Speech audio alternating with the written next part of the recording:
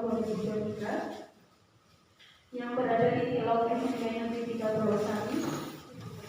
Sebelumnya marilah kita bacakan puji syukur kehadirat Allah Subhanahu wa taala yang telah memberikan kesempatan kepada kita semua sehingga di siang hari ini kita dapat berkumpul dalam acara seminar orientasi pengenalan nilai dan etika instansi pemerintah bagi P3K Kabupaten Malang tahun 2023.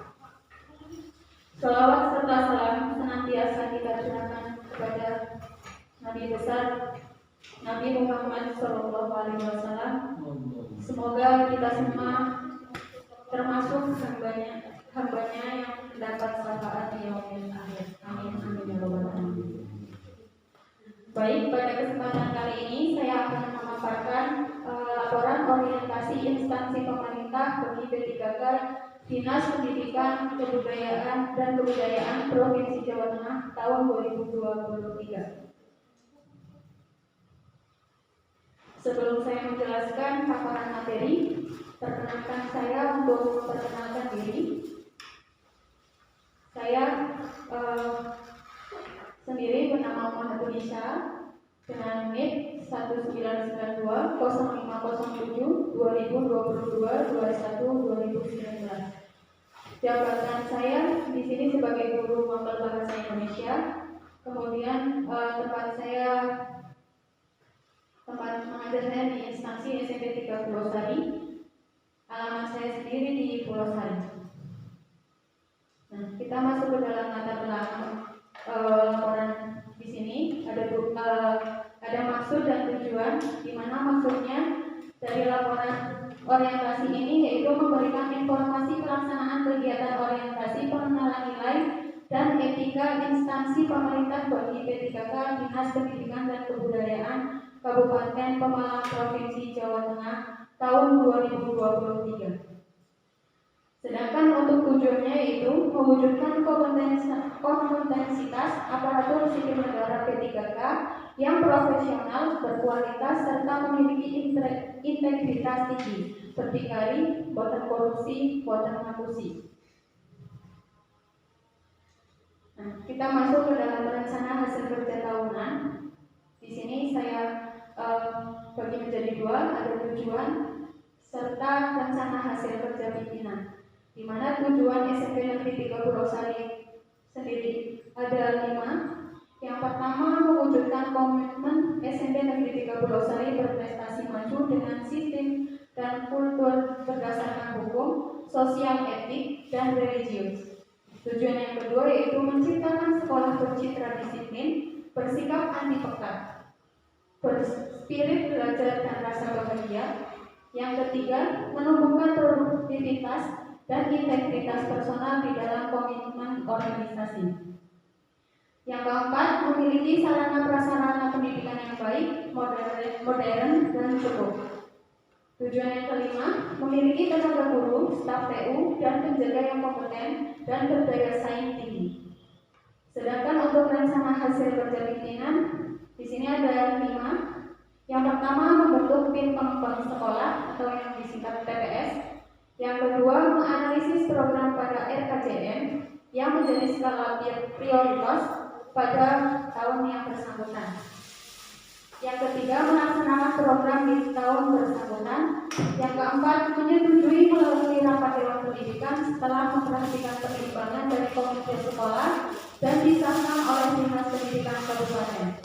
Yang kelima, menyusun RKT dilengkapi dengan rencana anggaran dan belanja sekolah atau yang disebut RKAS dalam dokumen tertulis yang mudah dibaca dan dipahami para pemangku kepentingan pendidikan. Nah, berikutnya saya paparkan juga rencana hasil kerja P3K. Di sini saya memuat ada 9 kegiatan. Ya. Nah, untuk yang pertama ada menyusun rencana pembelajaran dengan tahapan kegiatan membuat silabus, membuat RPP, rencana pembelajaran, rencana penilaian. Kemudian output atau hasil kegiatannya ini meningkatkan efisiensi dan efektivitas pembelajaran. Sedangkan penerapan nilai berakhlaknya yaitu akuntabel, di mana bagaimana melaksanakan pekerjaan sesuai dengan prosedur dan ketentuan yang berlaku.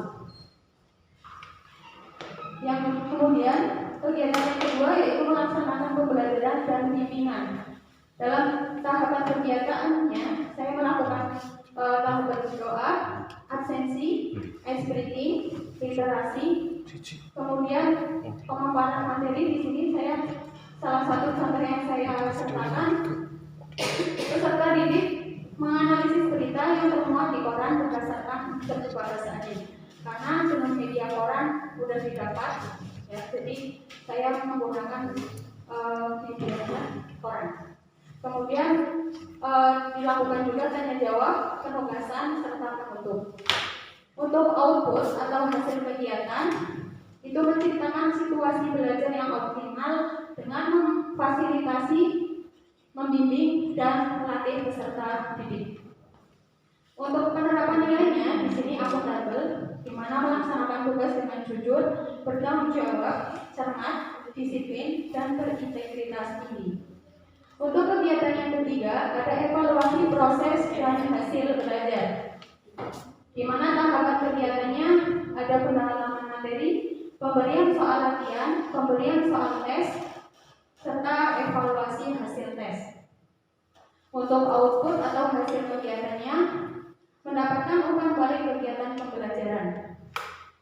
Pada penerapan nilai berakhlaknya di sini lebih ke kompeten, di mana memberikan kesempatan pada orang lain untuk menyampaikan pendapatnya.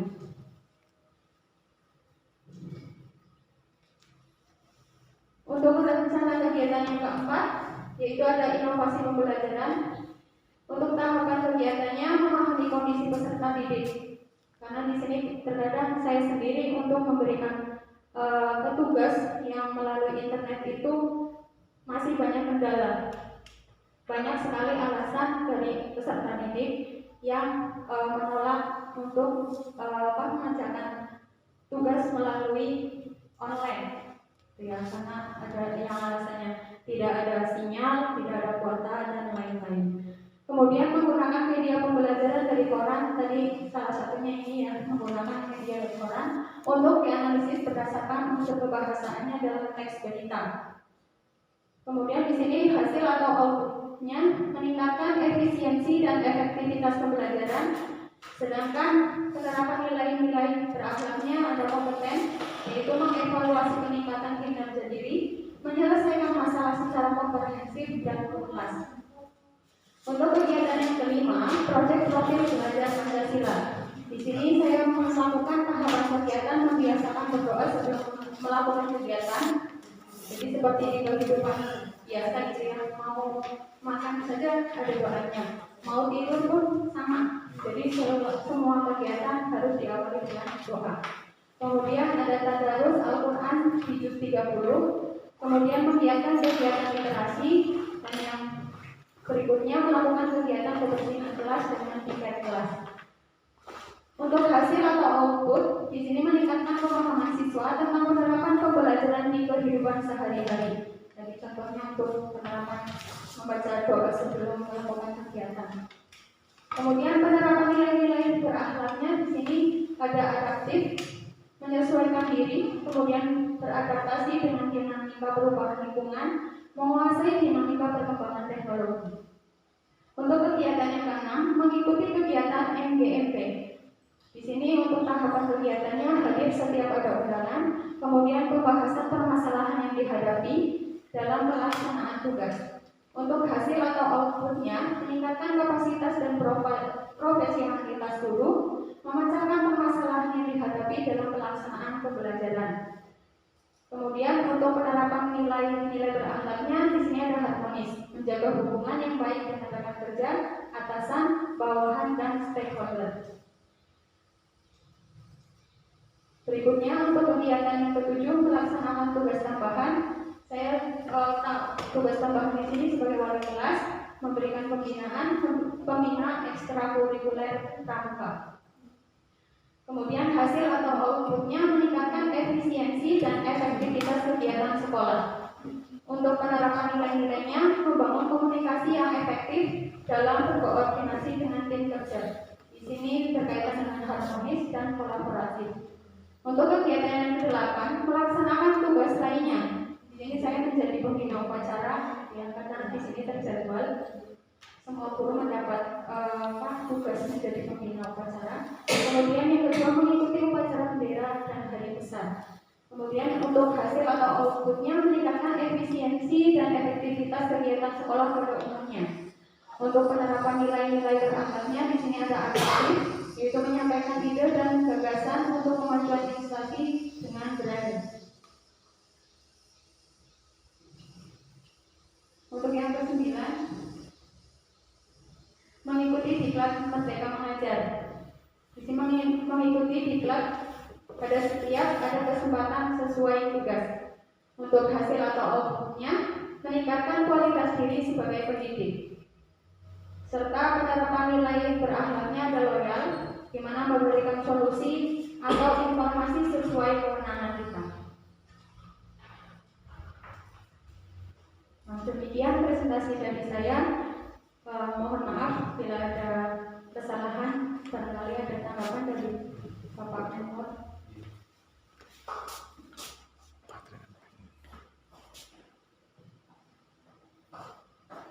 Terima kasih atas penyampaiannya untuk Ibu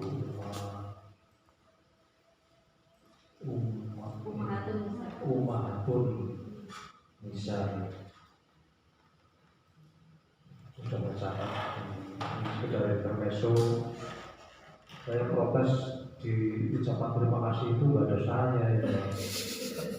Ya foto saya.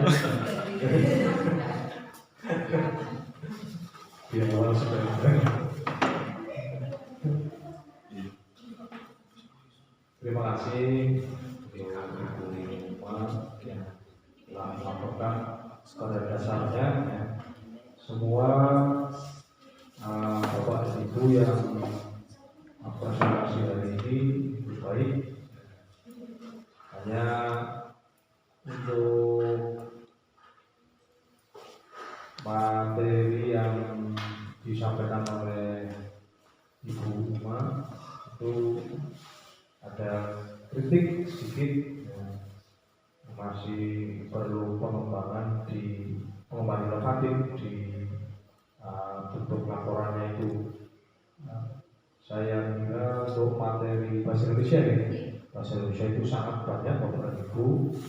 Untuk pengembangan inovatifnya artinya sangat banyak, tidak kurang materi. Untuk materinya dikembangkan lagi. Saya kira hanya itu rumah yang dia sampaikan. Nanti akan saya sampaikan evaluasi secara keseluruhan dari Bapak dan Ibu yang sudah melaporkan atau mempresentasikan papernya atau makanan di hari ini. Terima kasih.